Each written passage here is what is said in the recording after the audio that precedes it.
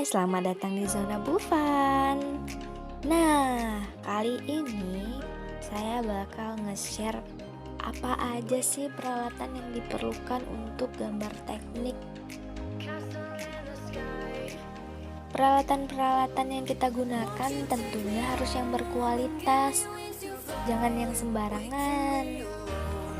Berikut peralatan yang kita butuhkan, tapi jangan lupa sebelum itu subscribe, like, and comment this channel. Yang pertama adalah pensil. Nah, pensil ini ada 3 jenis. Jenis B, jenis F, dan jenis H. Dan biasanya jenis yang sering kita pakai adalah H dan HB. Pensil H digunakan untuk menggambar, sedangkan pensil HB digunakan biasanya untuk membuat garis pinggir. Untuk kualitas sih saya rekomen ya Faber-Castell, Staedtler, Rotring. Nah, yang merek-merek itu benar-benar berkualitas. Jadi teman-teman kalau memang mau nyari yang bagus, 3 merek itu bisa jadi referensi deh. Selain pensil kayu, ada juga yang dinamakan dengan pensil mekanik. Nah, apa bedanya? Kalau pensil kayu itu penggunaannya diraut. Kalau udah tumpul diraut pakai peraut. Nah, baru bisa kita gunakan kembali. Tapi kalau pensil mekanik ini nggak perlu pakai peraut.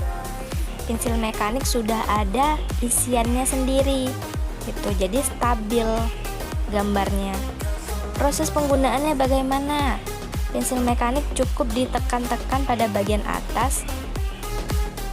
Pada bagian bawah akan keluar anak pensilnya. Disesuaikan aja seberapa nyamannya kita pakai, mau panjang, mau pendek. Tapi saran saya jangan terlalu panjang karena beresiko patah.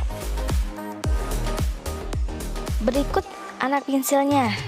Nah, ini saya ambil contoh dari Rotring. Isinya jenis HB dengan ketebalan 0,5. Nah, ini bagus banget. Coba deh. Untuk isian pensilnya disesuaikan dengan standar panjang pensilnya. Itu kurang lebih 4-5 cm. Next, kita lanjut ke penghapus. Nah, sama seperti pensil dan sebelum-sebelumnya, yang direkomendasikan itu tetap merek Rotring, Faber-Castell, atau Staedtler. Nah, ini yang contohnya yang Rotring ya.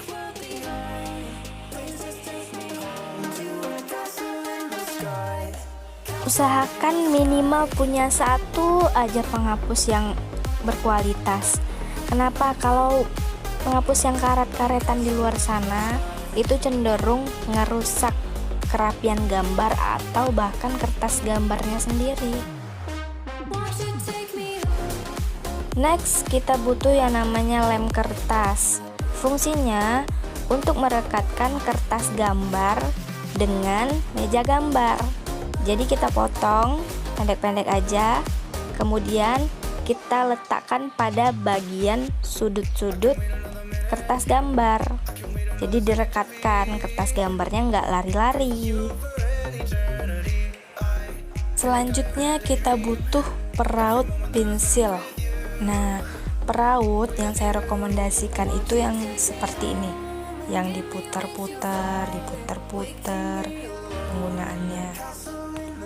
Raut dengan model seperti ini akan memberikan hasil rautan yang baik, stabil, tidak bergerigi, dan mudah untuk diaplikasikan pada kertas gambar. Dan tentunya peraut ini ramah lingkungan, tidak sembarangan nyampah. Adapun langkah penggunaan peraut ini adalah: pertama, tekan bagian atas. Nah, ditekan dulu, baru bisa dimasukin pensilnya ke lubang yang udah disediakan. Tekan sampai mentok. Nah, setelah itu diputar.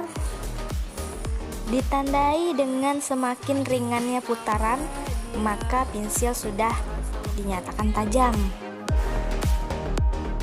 Jangka tusuk.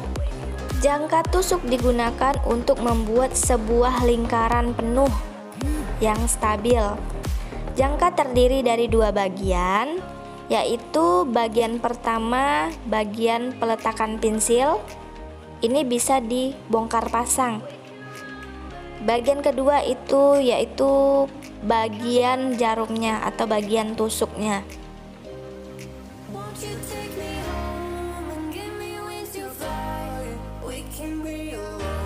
Cara menggunakan jangka yang benar adalah dengan menjadikan bagian tusuknya atau bagian jarumnya sebagai poros lingkaran.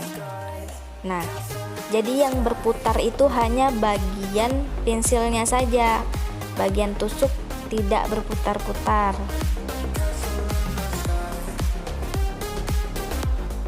Terakhir, alat yang paling penting sekali adalah penggaris siku.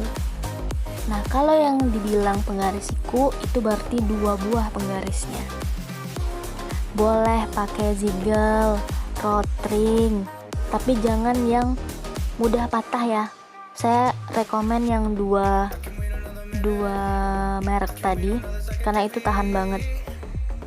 Permukaannya tidak akan bergerigi meskipun sering digunakan. Siku-siku pertama merupakan siku-siku segitiga sama kaki. Sudutnya yaitu 45 derajat, 45 derajat dan yang satu 90 derajat. Untuk siku-siku kedua merupakan siku-siku tidak sama kaki. Jadi ketiga sudutnya itu berbeda. Yang pertama sudutnya 90 derajat, yang kedua sudutnya 30 derajat, yang ketiga sudutnya 60 derajat. Nah, itu dia tadi peralatan menggambar teknik yang wajib teman-teman miliki. Jangan lupa dilengkapi. Kita lanjutkan minggu depan. Bye-bye.